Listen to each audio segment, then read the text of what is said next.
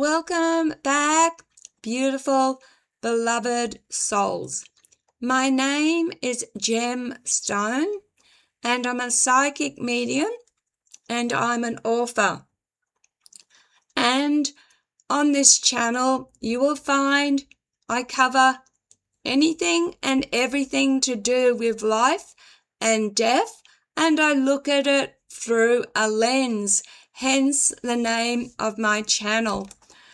And today, before I actually get into what I'm going to talk about today, I just need to let you know that I am not well. I'm on antibiotics. What happened is a few weeks ago, my kidney function is really low. It is so low that they wanted me to go to hospital, but I've been there, done that, and it's just a case of getting my medications right. So I'm going to do this commentary, but I'm not sure because I'm not well. This is the first day of the antibiotics when I will be back. So I hope you enjoy today's video, which is I want to share something a little different from my usual topics.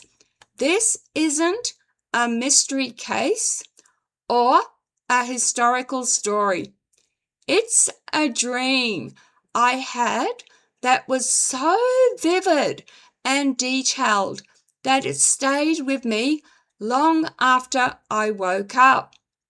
My doctor actually advised me to keep a dream journal. I suffer from sleep paralysis and very vivid nightmares, and she suggested that writing them down can sometimes help the mind process what it's dealing with.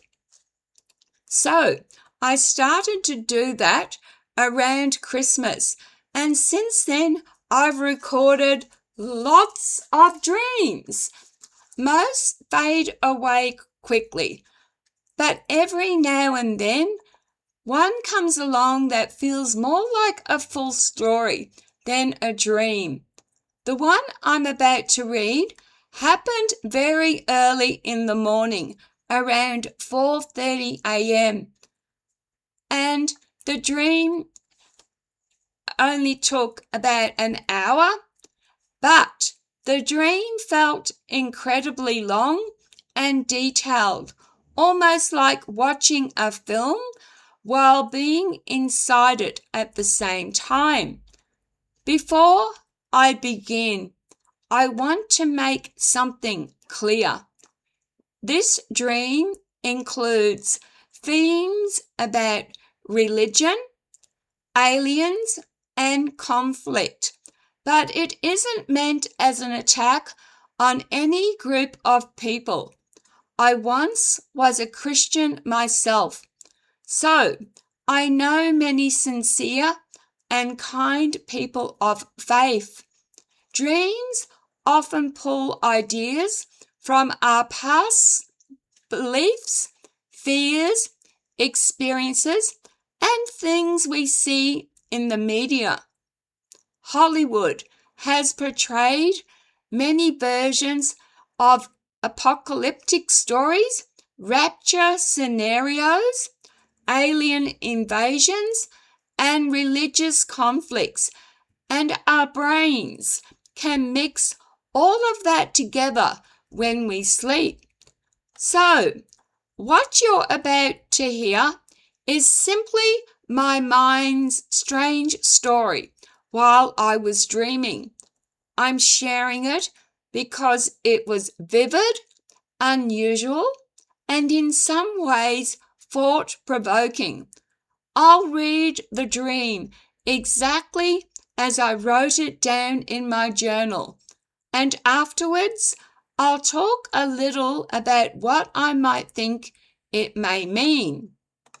So, here is my dream.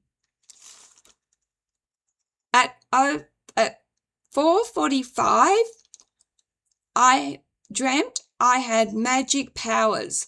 I could fly, but the world/Earth was no longer how we remembered. A militia, believing in Christianity, was attracting followers and tried to convert me. But I said, I refuse to believe in a God who needs blood sacrifices, his Son, for us to be saved from sin. Suddenly, UFOs appeared, and I said, run, out of fear. So some of us ran. I also earlier said, when trying to be converted, that I once was a Christian and a Baha'i.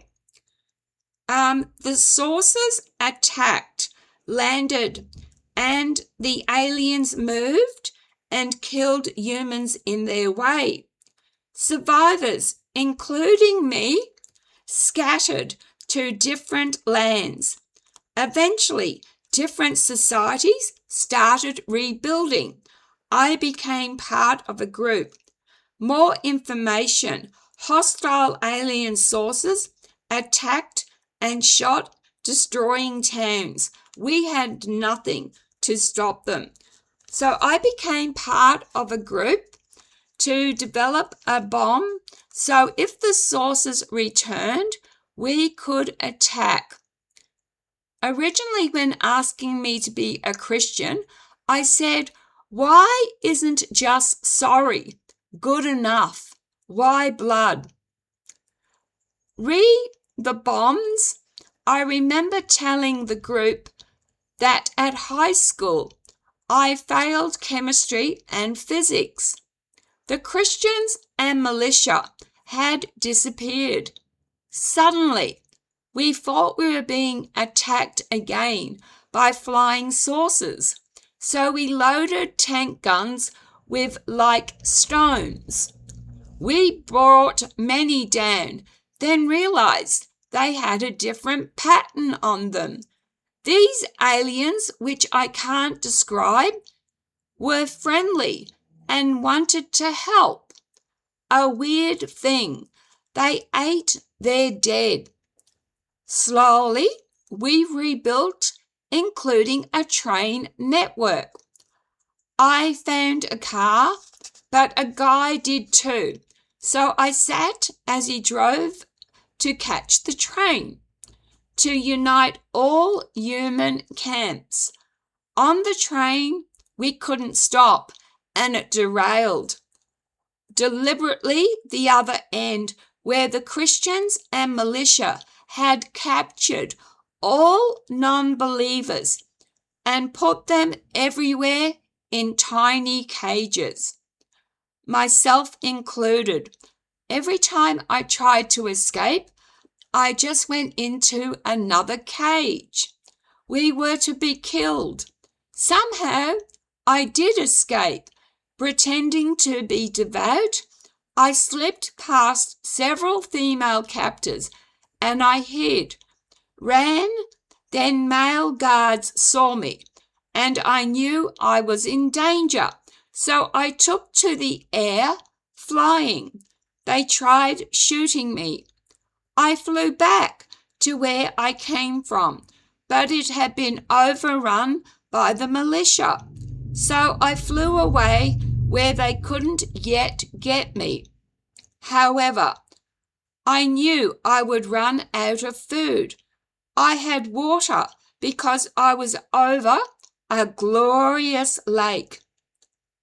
Somehow, I flew and found the friendly aliens who took me with them to their safe camp, and from there I was preparing to leave with the aliens in a saucer to their world, because Earth was now cages where if you weren't Christian, you were tortured and died. Unfortunately, all my friends were either captured or dead. At the start, there were others who could also fly, few of them, but the militia had enslaved or wiped people out, which was dangerous because of original alien invasion. Back to bed at 5:20 a.m. So I dreamt all this in an hour. When I woke up at 5:20, the first thing I noticed was how detailed everything felt. The ability to fly, the division between groups of people, the fear of being captured, and the strange idea of encountering two completely different types of aliens. One group hostile and destructive, and another group that seemed almost curious or even protective. Dreams often exaggerate emotions or ideas that we've been thinking about in waking life. The part of the dream involving religion may reflect my own history of faith and the way people sometimes struggle with belief, doctrine, and personal freedom. Our minds sometimes stage those inner questions as dramatic scenes when we're asleep. The cages in the dream may symbolize fear of control or loss of freedom. The flying could represent a desire to escape or rise above danger, and the appearance of the friendly aliens at the end might simply represent hope or the idea that help can come from an unexpected place. Another interesting detail was how the world in the dream had fractured into different groups of survivors trying to rebuild.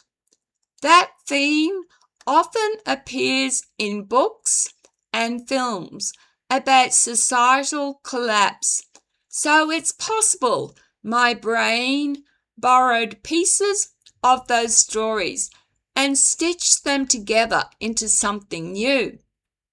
What fascinated me the most was the feeling I was the only person left free at the end of the dream, flying towards a completely unknown place with beings from another world. Dreams can feel like messages, but they're often more like mirrors. They reflect pieces of our memories, beliefs, fears, and imagination, all blended together. I'm curious whether any of you have experienced dreams this vivid, where the story feels almost like a full movie playing in your mind. Have you ever woken up immediately, written it down because you just didn't want to forget it? Let me know in the comments if you've had dreams like this, or if you keep a dream journal yourself. Sometimes the most unusual stories don't come from books or films at all. They come from the strange theatre of the sleeping mind. I would also ask, if you do a comment, could you do so respectfully? And I welcome your interpretation of my dream. So I was a Christian and I have been a Baha'i. I'm not a Christian anymore. I am not religious. So I'd be interested if you wanted to interpret my dream, and if you're interested in me sharing any of my other dreams.